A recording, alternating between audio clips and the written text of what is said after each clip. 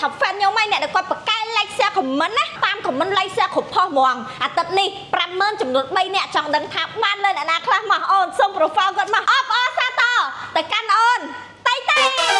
មកសុំ QR គាត់មួយបាញ់លុយគាត់ឥឡូវ 50000 រៀលតៃទទួលបាន comment ប្រាប់ផងណាតោះសុំអ្នកទី 2 មកអូខេអបអសាទរអូនភារី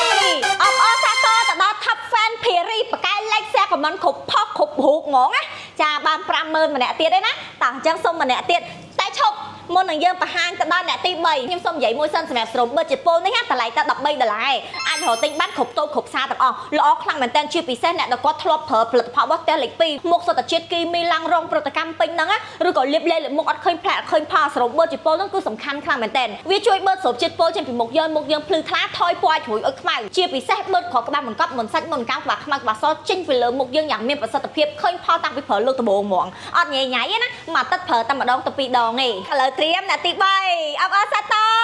បងលឹងតុលាអបអសាទរបងលឹងតុលាបកកែ like share comment បាន 50000 រៀល like share comment គ្រប់ផុសទៅឲ្យតែ real fan ខ្ញុំជាពិសេសប្រើផលិតផលស្រូបប៊ឺជប៉ុនអាសា comment feedback ជាបន្តណាគឺយើងមានជាកញ្ចប់លុយក៏ដូចជាកណ្ដូលលើកទឹកចិត្តដល់ fan យើងចាំអត់មើលអ្នកឈ្នះកណ្ដូលបន្ទាប់ជាអ្នកណាគេ